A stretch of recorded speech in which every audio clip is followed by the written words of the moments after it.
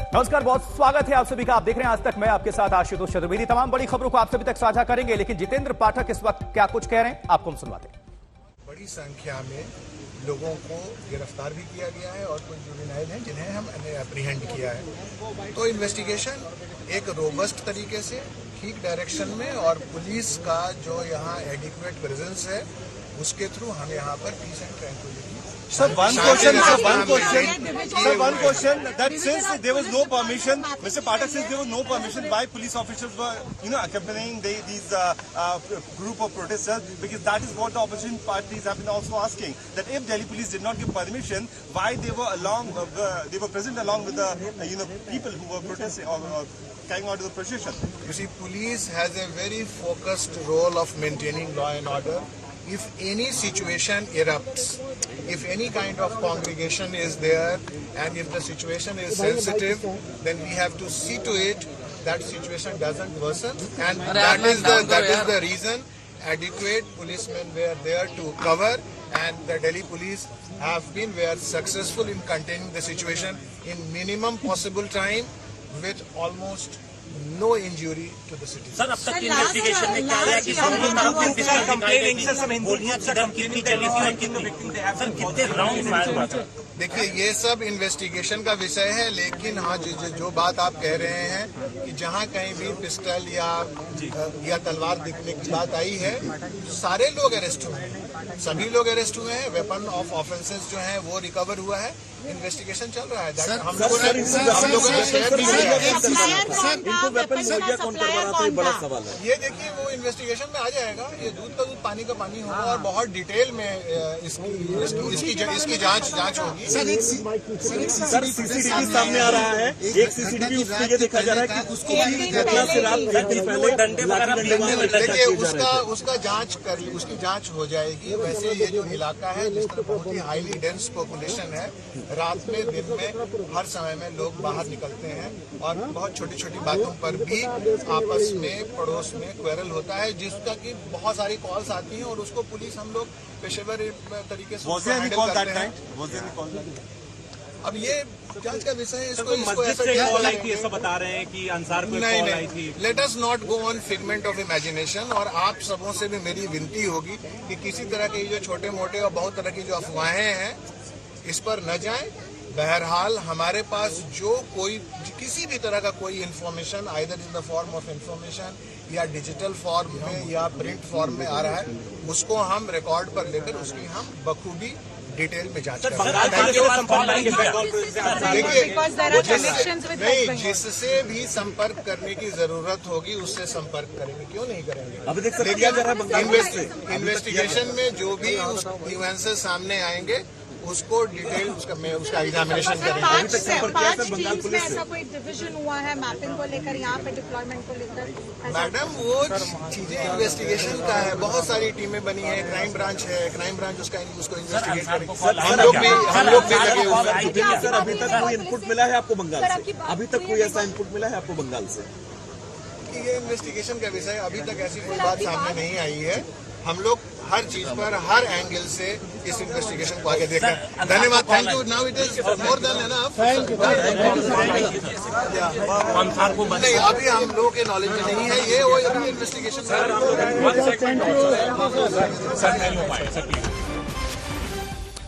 तो दीपेंद्र पाठक, Delhi police special CP, उनको सुन रहे थे। साफ तौर पर कह रहे हैं कि जांच लगातार जारी है, हर एंगल से जांच की जा रही है। पीएफआई के कनेक्शन को भी खंगाला जा रहा है। कोई भी दंगाई बचेंगे नहीं, सब पर पैनी नजर है, सब पर कड़ी नजर है। दिल्ली दंगे में पीएफआई को लेकर भी जांच जारी है। दीपेंद्र पाठक, स्पेशल सीपी, दिल्ली पुलिस, साफ ये भी कहते हैं कि अफवाहों पर ध्यान देने की कोई जरूरत नहीं है।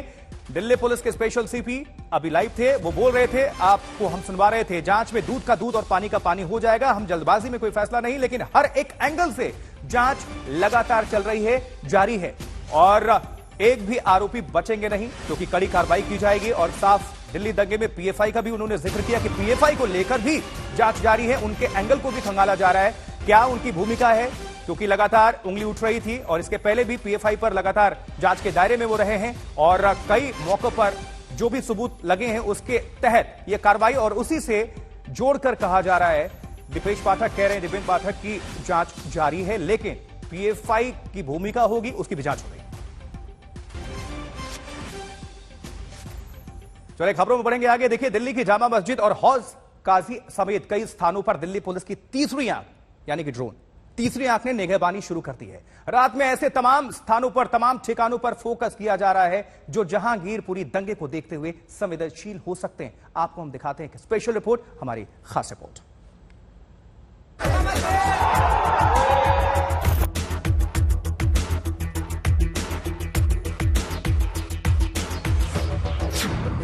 आसमान से हो रही निगहबानी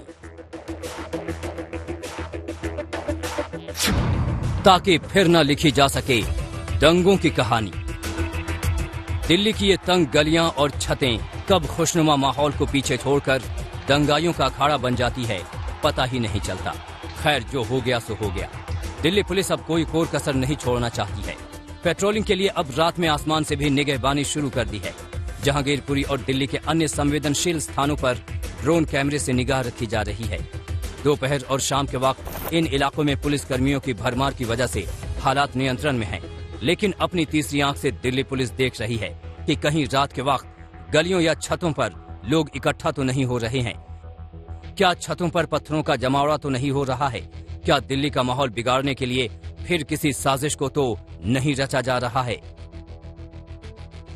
हम सारे वीडियो फुटेजेस, सीसीटीवी फुटेजेस और जो भी डिजिटल एविडेंस है उनके एनालिसिस करने के बाद जिन लोगों को चिन्हित करेंगे, जिन लोगों ने इसमें आगे बढ़ के पार्टिसिपेट किया है सिचुएशन को खराब करने के लिए, वातावरण को बिगाड़ने के लिए, उनके खिलाफ कार्रवाई करेंगे।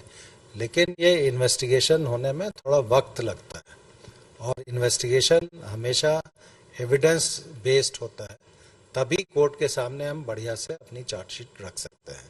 इसीलिए क्राइम ब्रांच को इन्वेस्टिगेशन सौंपा गया है और तफ्तीश बहुत अच्छे से, फेयरली, प्रोफेशनल मैनर में हम लोग कर रहे हैं। दिल्ली पुलिस इस मामले में अब तक 3 मुख्य आरोपियों समेत 2 दर्जन से अधिक दंगाइयों को गिरफ्त में ले चुकी है। पूछताछ के दौरान सोमवार को फिर हुई पत्थरबाजी की घटना से पुलिस पूरी तरह चौकन्नी है। इसीलिए 24 घंटे न सिर्फ जहांगीरपुरी पर नजर रखी जा रही है, बल्कि दिल्ली के बाकी ऐसे इलाके भी पुलिस के रडार पर हैं, जहां से निकली एक चिंगारी पूरी दिल्ली के अमन चैन को बिगाड़ सकती है। जहांगीरपुरी इलाके में हुई हिंसा और उपद्रव के बाद दिल्ली पुलिस अब सतर्क है। जहांगीरपुरी में तो दिल्ली पुलिस ने चारों तरफ सुरक्षा लगा दी है, लेकिन साथ साथ वो दिल्ली के दूसरे संवेदनशील इलाकों में भी सतर्क है। इसके लिए दिल्ली पुलिस ड्रोन से भी नजर बनाए हुए है। हौज काजी और जामा मस्जिद इलाके में दिल्ली पुलिस ने ड्रोन उड़ाए और इलाके का जायजा भी लिया।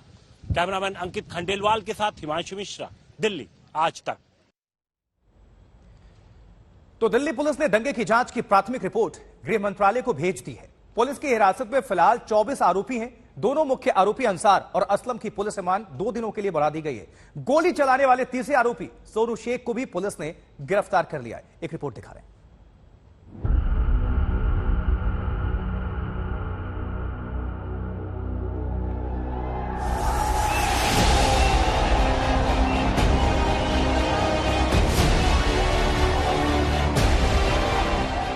जहांगीरपुरी में पुलिस का जमघट। सीआरपीएफ की 3 कंपनियां तैनात। आरोपियों के बयानों से निकल रही है गहरी साजिश की बात। 3 दिन बाद भी दिल्ली दंगे में साजिश की गुत्थी सुलझी नहीं है। हाँ, मगर ये भी सच है कि अब वो उतनी उलझी भी नहीं है कि दंगाई पतली गली से बचकर निकल जाएं। पुलिस हिरासत में आरोपी तोते की तरह बोल रहे हैं और एक एक राज खोल रहे हैं। अब तक 24 आरोपियों की हो चुकी है गिरफ्तारी। गोली चलाने वाला सोनू शेख भी गिरफ्तार। जब सोनू शेख को गिरफ्तार करने पुलिस पहुंची तब भी पत्थरबाजी हुई, मगर आखिरकार वो दबोच लिया गया। इसकी गिरफ्तारी के बाद दिल्ली पुलिस ने अपनी प्राथमिक जांच रिपोर्ट गृह मंत्रालय को भेज दी है। सूत्रों के मुताबिक गृह मंत्री ने दिल्ली पुलिस कमिश्नर राकेश अस्थाना को निर्देश दिए हैं कि दंगाइयों के खिलाफ ऐसी कार्रवाई करें कि नजीर बन जाए। इस बीच फॉरेंसिक टीमें ताबड़तोड़ तरीके से सबूत जुटाने में लगी है। जिन जिन जगहों से पथराव हुआ वहां से साजिश के सारे निशान उठाए जा रहे हैं। इस पूरे हंगामे की शुरुआत सी ब्लॉक मस्जिद के सामने वाली रोड से ही हुई थी। यहाँ का एक वीडियो सामने आया है जिसमें भीड़ मरने मारने पर उतारू दिख रही है। इस भीड़ में मौजूद लोगों के हाथों में तलवार और डंडे थे। पूरा हंगामा ही मस्जिद के आसपास हुआ। मस्जिद के आसपास के घरों में भी फॉरेंसिक टीम घुसकर जांच कर रही है। फॉरेंसिक टीम उस मस्जिद के अंदर भी पहुंची जिसके सामने वाली सड़क पर यह पूरा हंगामा शुरू हुआ था। हाँ, मस्जिद में जाने से पहले मौलवी की मर्जी का ख्याल रखा गया।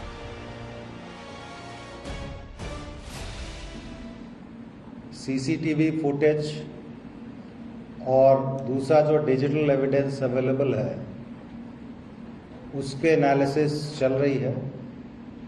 उसके आधार पे अभी कुछ और लोगों को आइडेंटिफाई किया गया है जिनकी धरपकड़ की जाएगी और कस्टोडियल इंटरोगेशन किया जाएगा। खैर, इस हिंसा का दूसरा पहलू ये भी है कि जहांगीरपुरी में 2 शोभा यात्राओं की इजाजत थी जबकि निकाली गई 3। पुलिस ने बिना परमिशन शोभा यात्रा निकालने के लिए विश्व हिंदू परिषद और बजरंग दल के खिलाफ भी FIR की है। पुलिस कमिश्नर ने साफ कर दिया है कि दोषी चाहे जो भी हो, बख्शा बिल्कुल नहीं जाएगा। हम लोगों ने ऑफेंस रजिस्टर करके 23 एक्यूज्ड को अरेस्ट किया है। इन 23 में से 8 एक्यूज्ड ऐसे हैं जिनके प्रीवियस इन्वॉल्वमेंट है। सीसीटीवी फुटेज और दूसरा जो डिजिटल एविडेंस अवेलेबल है उसके एनालिसिस चल रही है। देश की राजधानी में आए दिन होते ऐसे दंगे दुनिया में देश की छवि पर बदनुमा दाग लगा रहे हैं। इसी वारदातों को रोकने के लिए बड़े और कड़े कदम उठाने ही होंगे। हिमांशु मिश्रा के साथ तंसीम हैदर, दिल्ली आज तक।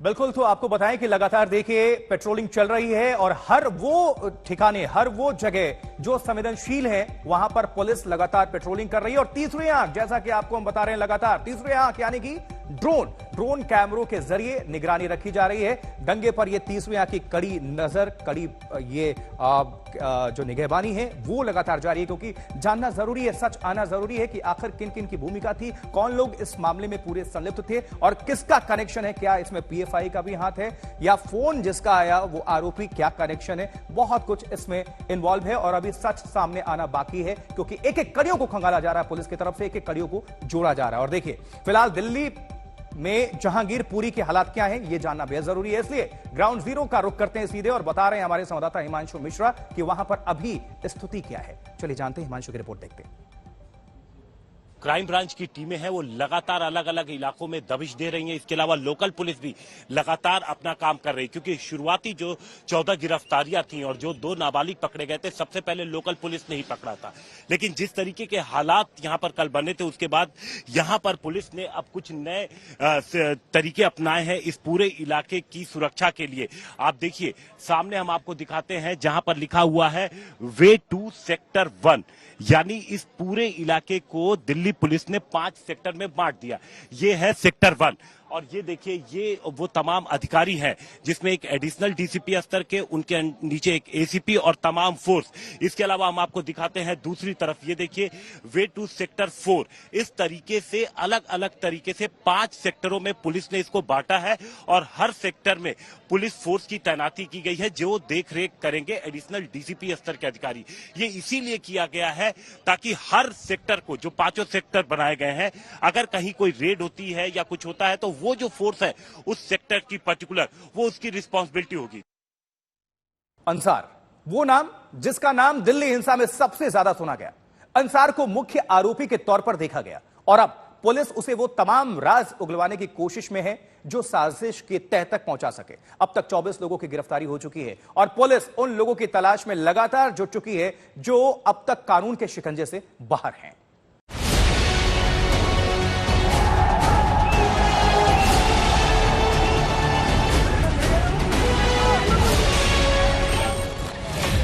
जहांगीरपुरी हिंसा का आरोपी नंबर 1 अंसार। दिल्ली पुलिस की गिरफ्त में जहांगीरपुरी दंगे के मुख्य आरोपी अंसार का ये फिल्म पुष्पा वाला अंदाज चर्चा में है। 17 अप्रैल को जब रोहिणी कोर्ट में पेशी के लिए ले जाया जा रहा था तो कोर्ट के गेट के बाहर मीडिया के सामने उसने फिल्म पुष्पा के मुख्य किरदार पुष्पा राज के स्टाइल में पोज दिया। यही अंसार एक जगह ये कबूल करता नजर आ रहा है कि वो दंगे का कसूरवार है। अंसार पर लगे आरोपों की तस्दीक जहांगीरपुरी हिंसा में जख्मी उमा शंकर दुबे भी कर रहे हैं। वो उस वक्त हनुमान शोभा यात्रा की अगुवाई कर रहे थे।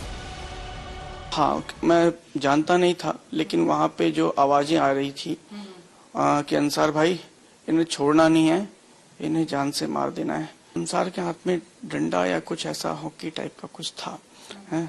तो मैंने अंसार को बोला भी कि अंसार ये क्या करवा रहा, निहत्ते हैं।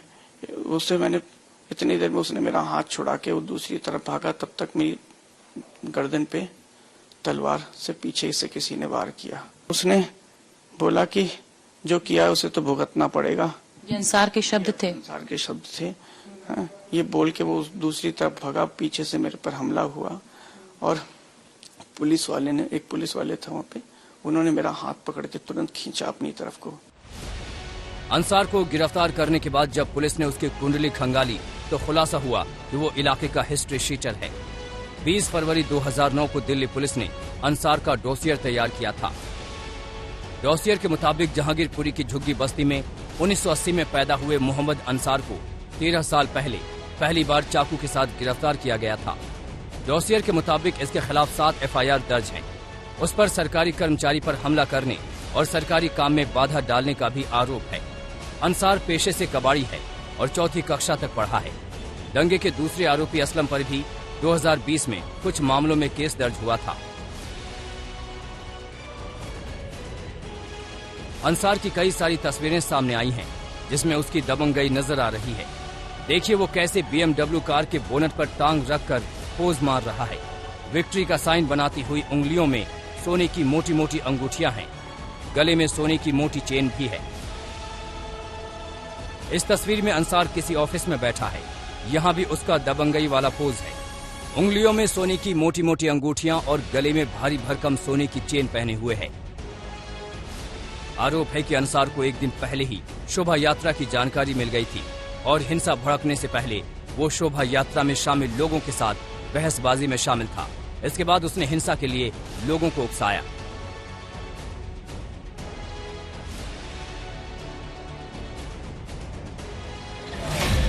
जहांगीरपुरी हिंसा का आरोपी नंबर 2 असलम। जहांगीरपुरी हिंसा का मोहम्मद असलम दूसरा मुख्य आरोपी है। हिंसा के दौरान दिल्ली पुलिस के SI मेधालाल को गोली लगी थी। पुलिस का कहना है कि ये गोली मोहम्मद असलम ने चलाई थी। उसके पास से पिस्टल भी बरामद कर ली गई है। अंसार की तरह असलम भी पुराना हिस्ट्री शीटर है। उस पर 2020 में एक मामला दर्ज हुआ था। कल आरोपी अंसार और असलम को रोहिणी कोर्ट में पेश किया गया। दोनों की पुलिस कस्टडी को 2 दिन और बढ़ाई गई है। तेजश्री के साथ अरविंद ओझा, दिल्ली आज तक।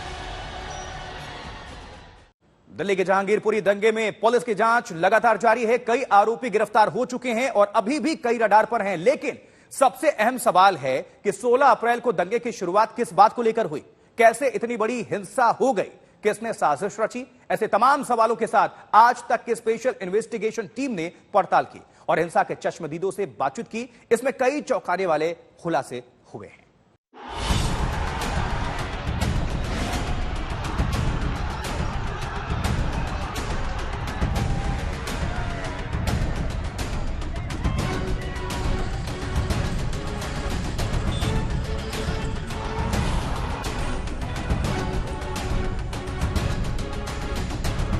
जिस दंगे ने दिल्ली को झकझोर दिया,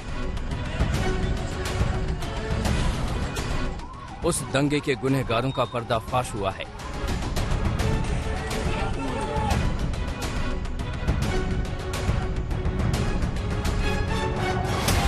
जिस हिंसा की आग में दिल्ली झुलसी, उसके साजिशकर्ता बेनकाब हो रहे हैं।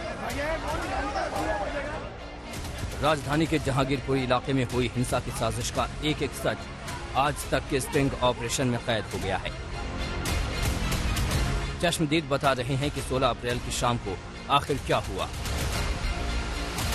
सर पुलिस थी, पुलिस वालों को भी चापड़ा मारे हैं सर। पुलिस वाले के एक के यहाँ पे लगा हुआ है और एक यहाँ लगी हुई है। उन्होंने तो बहुत बचाया है, उन्होंने बचाया, जब जाकर तो बहुत बचे हैं सर। हिंसा के 100 से ज्यादा वीडियोस के आधार पर जांच एजेंसियां लगातार गुनहगारों को दबोचने में जुटी हैं। उसी हिंसा की हकीकत का पर्दाफाश आज तक के ऑपरेशन जहांगीरपुरी में हुआ है। हर साल जाती है इनकी रैली, हर साल कभी भी कोई दिक्कत नहीं हुआ। इस बार 4-5 दिन माहौल बनाया जा रहा है हिंदू मुस्लिम यहाँ हो, क्योंकि यहाँ पर हम लोग इतना प्यार से रहते हैं ना, हम लोग इतना प्यार से रहते हैं यहाँ पर। अगर मकान मालिक हिंदू है ना तो ऊपर मुसलमान किराएदार है। आप देख सकते हो, मैं आपको प्रूफ दिखाता हूँ।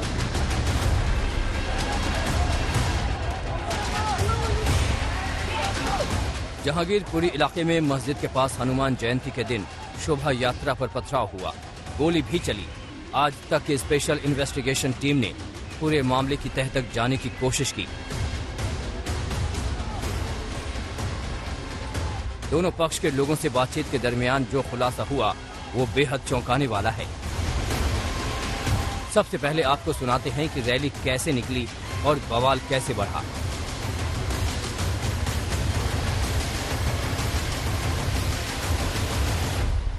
तो आपकी रैली कहाँ से कहाँ तक गई थी? सर ये गई थी, समझ लो मंदिर से शुरू हुई, गली में से। कौन से मंदिर से? आगे वाले मंदिर है, मैं तो बता रहा हूँ। आगे एक मंदिर है, वहाँ से चालू हुई है। इस गली में अंदर मंदिर है, वहाँ से निकाला उन्होंने तैयार करवा करके, तो यहाँ से चालू करी सर चौक से। वहाँ से सीधा राइट लिया, राइट मुड़ते के साथ ही लेफ्ट होंगे तो थाने से मुड़ते के साथ ही उन्होंने यूँ कवरिंग करा बी और सी को, बी और सी को कवरिंग करते हुए मुड़ते हुए आए ना मस्जिद के पास में। अगर रोक भी लिया सर उसमें कोई ऑब्जेक्शन नहीं होता, मेरा मानना ही है।